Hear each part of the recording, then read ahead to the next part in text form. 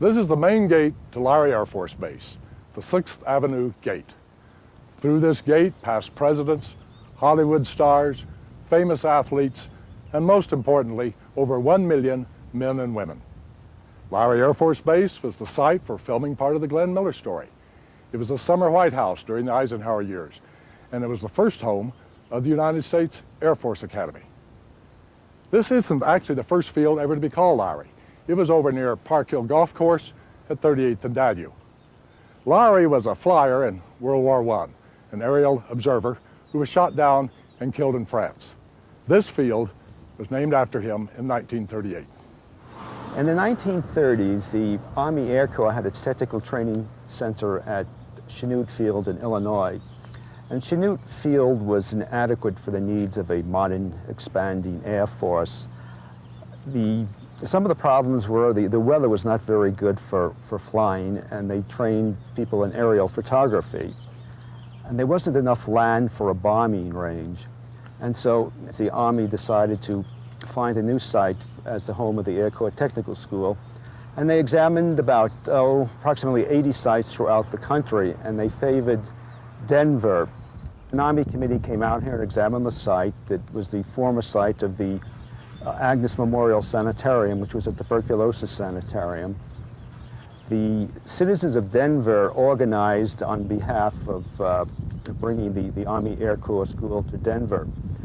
They agreed to donate the land of the former sanitarium to the Army, and the citizens of Denver passed a bond issue to purchase the land, and this was done in 1935.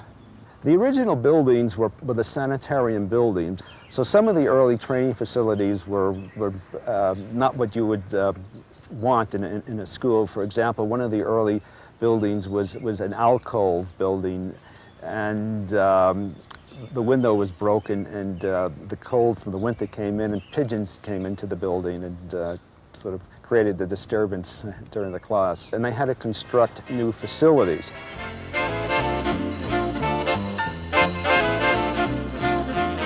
The late 1930s and the approach of World War II saw a flurry of construction, first paid for by the WPA and later by the Army. Concrete runways, 8,000 feet long, replaced the unpaved ones. By 1940, there were 2 large hangars. Men no longer had to live in tents because the famous brick barracks was constructed. Often called Buckingham Palace, it eventually housed 3,600 men. Lowry had spread far beyond the old sanitarium and was becoming a part of the Denver community. Just down this hill on Quebec Street, a Denver tradition took place. That's when the citizens would line up with their cars to give Lowry personnel rides. Some would have signs in the window saying, "Give them a lift." Others were there to take them for Sunday dinner. One of the reasons that Lowry was known as a good place for service people to be, the people in Denver were so friendly and were known for their Western hospitality, and particularly on Thanksgiving. I think there was probably not a serviceman stationed at Lowry that didn't have an active invitation to go and spend the day with a family in Denver. And on Sundays too, but particularly Thanksgiving, it was known that everybody in Denver would have at least one serviceman for dinner. If you'd been stationed here at Lowry when it opened in 1938, you'd have found things in Denver to be considerably different than they are today.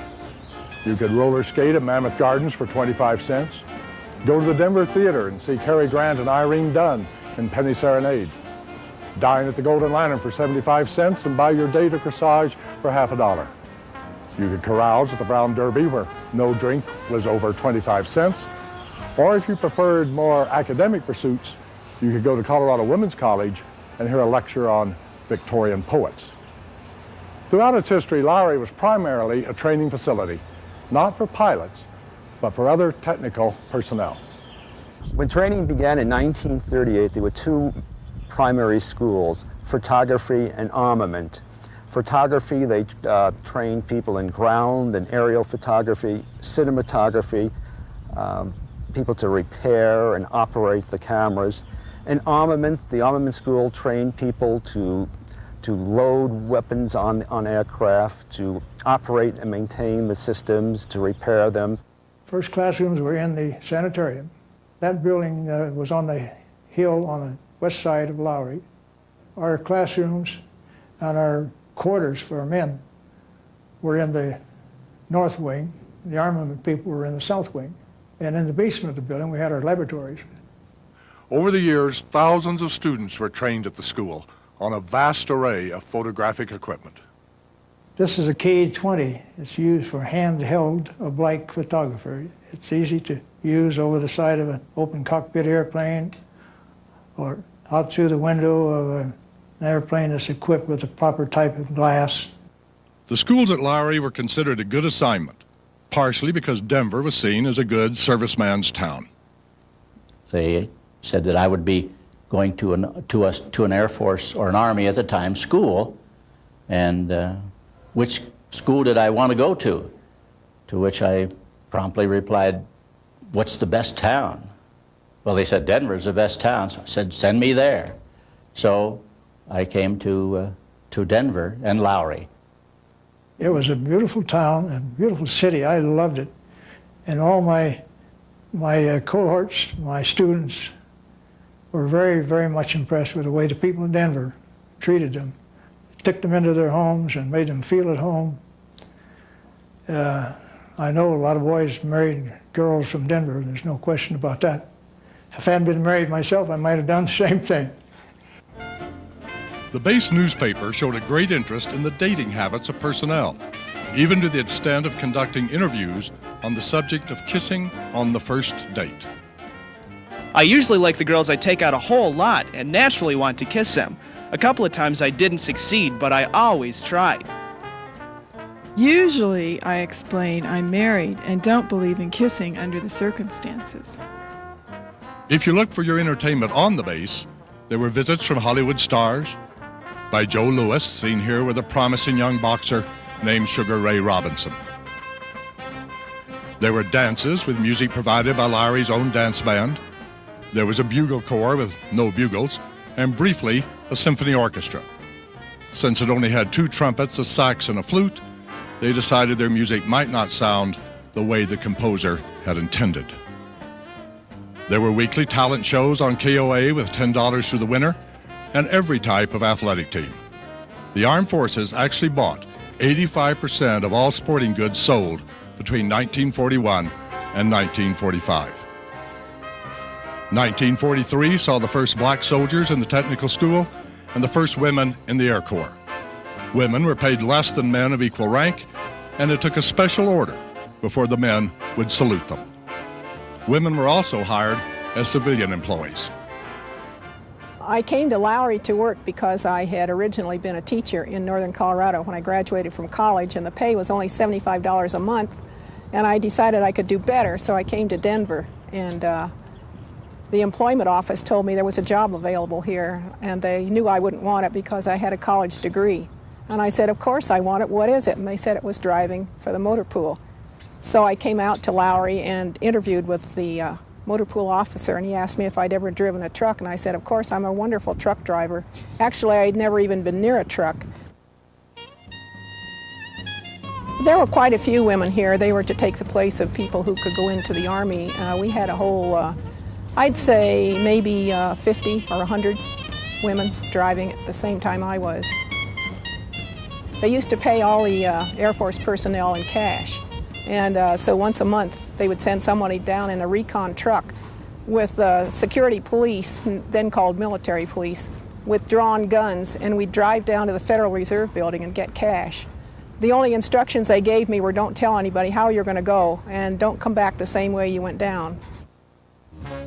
In many ways, the 50s were Lowry's golden years. There were changes in training to meet the demands of the new, more highly advanced Air Force. But it wasn't just technical changes that made the 50s exciting. In 1953, parts of the Glenn Miller story were filmed at Lowry, starring Jimmy Stewart, June Allison, and Francis Langford, with Lowry personnel as extras. And it was in 1953 that President Eisenhower decided to use the base as the summer White House. Eisenhower came to Lowry because Denver was his wife's hometown. Major Pinto was the liaison between Lowry and the White House staff, a job that was exciting but trying.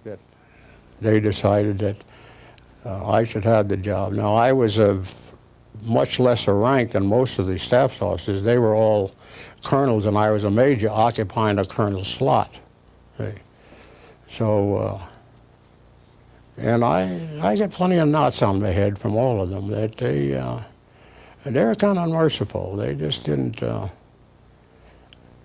Any little thing that went wrong, the general knew about it, because they would not come to you as an individual. They would go to the general, and he then would apply the pressure where he thought it was needed.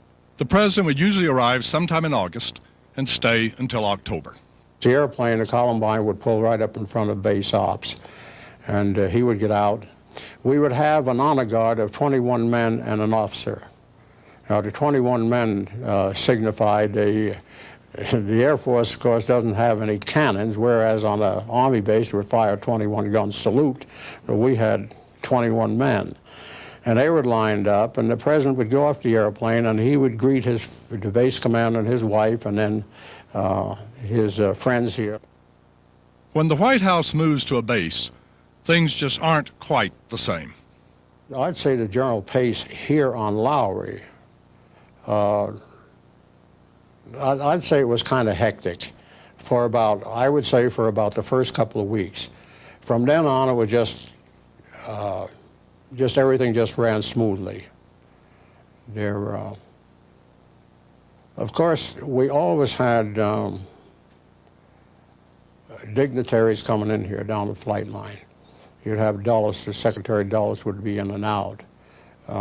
Admiral Radford, the Chief of the Joint Chiefs coming in here, and all these people would come in, and you were always rendering honors to maybe the senators, the congressmen, so you're constantly on your toes. But that after a while, that leveled out. And the second and third year, of course, then it became, I won't say routine, but it wasn't as hectic as the first year. Eisenhower was very, very calm, and he didn't seem to get rattled at all. And he would take things as a matter of course, and his greeting of people were just outstanding. Always had a big smile and made them feel at home. He made them feel welcome. You would think that you had known him for years. The most dramatic event during the Eisenhower years occurred on September 24th, 1955, when the president had a major heart attack.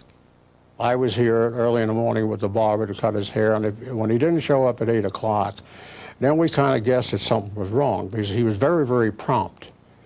He would hit that front door of headquarters, 7:30, or if the Secret Service said the boss is going to be there at 6:30, he was there.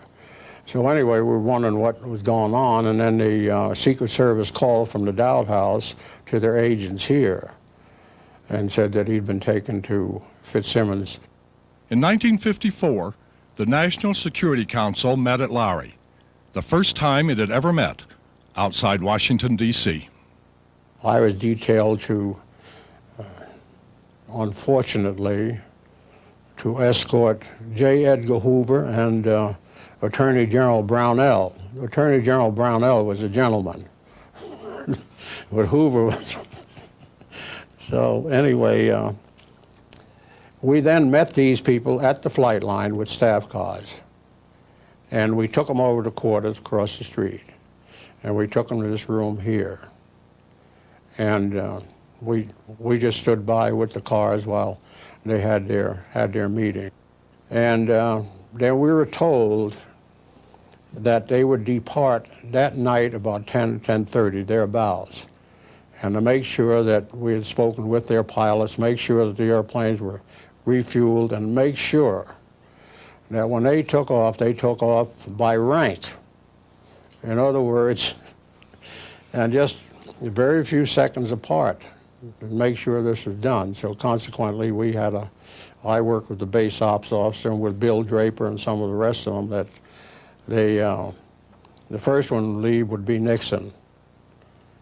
And for some reason or other, they didn't come in pairs. They usually had their their own airplane. So he had the old dewdrop, remember, which was Dewey's ship? Remember when Dewey was supposed to be president? Yeah. They had this Convair, and on the front it was a dewdrop, and they still had that. One of the other staff members had the Independence, Truman ship. Another one had Roosevelt's ship, the Sacred Cow. And all these ships, and it was something to watch down there at that time of night, that these airplanes winding up and taking off. As though Eisenhower didn't cause enough excitement, in 1954, it was decided to build a new United States Air Force Academy in Colorado Springs. But until that facility was completed, a temporary home had to be found. That temporary home was Lowry Air Force Base. Bradley Hosmer was a young member of that first class. He went on to graduate #1, become a Rhodes Scholar, and eventually superintendent of the Air Force Academy.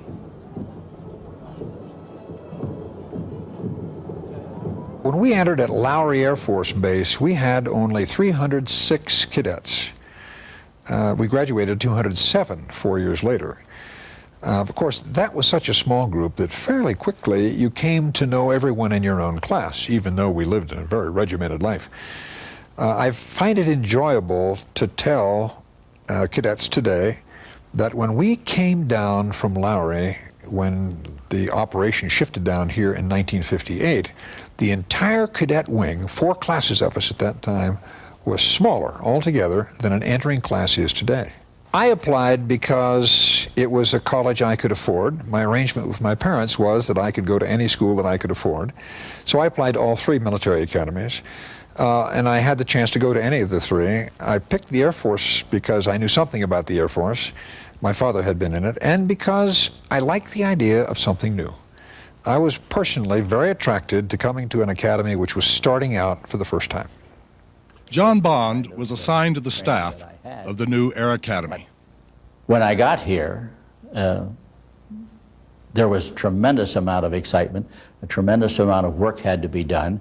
All the setting up had to be done for the dedication ceremonies, which were to take place on the 11th of July, 1955. I'll never forget the first morning. I went into the building where these young men were going to be processed, and there was a young fella standing there by the water fountain. I'll never forget, it was at the bottom of the stairs. He says, "Is this the place where the cadets are going to be sworn in?" And I said, "Yes, this is the place." He says, "Well, I've been up since around 3 o'clock this morning. I wanted to be the first one to be sworn in to the Air Force Academy." Eventually he was the first one to be sworn in. And quite oddly enough, sadly enough, he was one of the first, in fact, he was the first, I understand, combat casualty of the Academy graduates. At the processing building, which was right across the street, it was kind of like first day of college for these young men. The car would pull up, and I'm sure the whole family was in the car. The door would open and out would get the young cadet, and mothers would say goodbye, and they would be kissing and so forth, and they would wave off to them. The young gentlemen go in to start their processing. They would wave goodbye and kind of look like they might never see them again. The job that I was assigned, there were a few of us, was to escort the cadets, the new cadets, doolies I guess they were called a little later on, from the processing area, which was about a block away, from there over to the squadron area where they would be trained. Well, I was standing there waiting for these people to come out. We met them, chatted with them, and when we got a group together, it was decided, well, we've got enough, why don't we take them over to the cadet area? There were, I would guess, 12, 18 of them. And I asked the other sergeant that I was with, well, do you want to take them over or should I? He says, go ahead, I'll get the next group. So it was at this point where I asked these gentlemen, do you know how to march? Have any of you marched before? And that's when I heard this VMI and ROTC. And I said, well, if that's the case, fall in a column of threes and we'll march over, which I did. marched them over, turned them over to their training officers, and came back. And the people in charge were very displeased. I didn't know why. Found out that they didn't want us to march them. They wanted them to be taught to march by the lieutenants. So, by mistake, I am the first person to march an Air Force Academy cadet.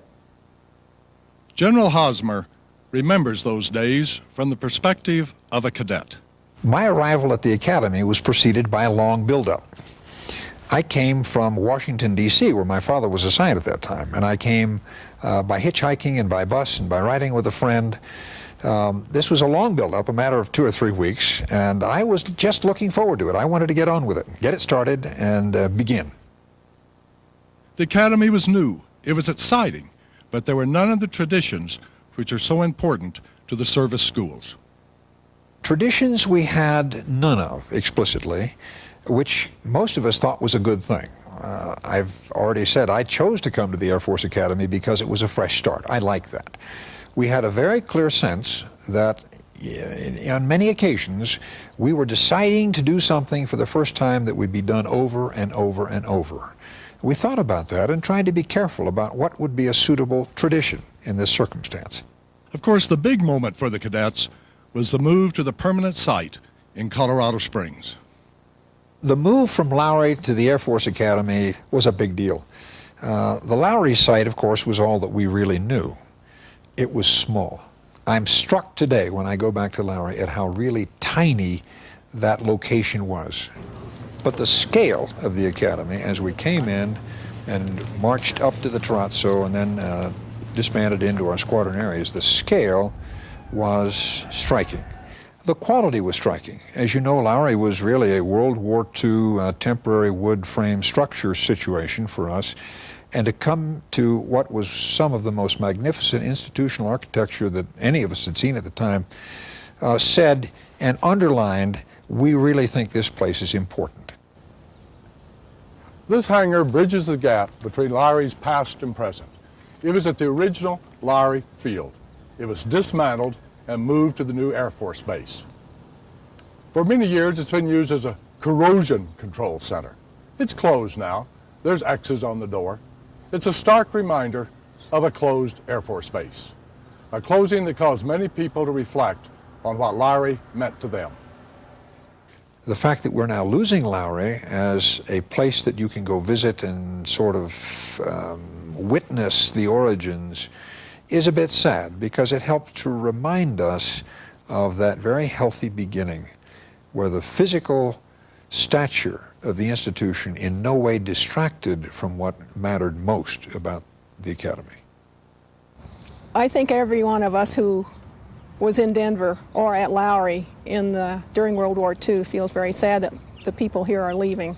They were known as wonderful neighbors and wonderful citizens, and we'll miss them. And they were also a pool of newcomers to Denver. So many of them came back either after they finished their assignment or when they retired.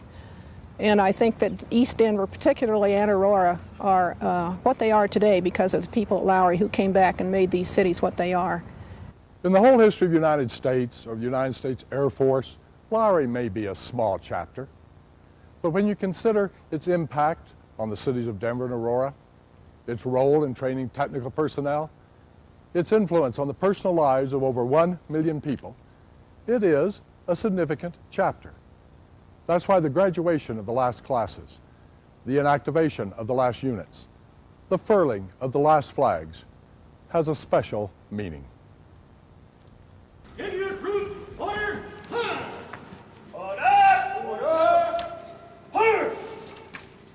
Major General Bloom, will you please join Colonel Wiseman for the inactivation of the 3400 Technical Training Group?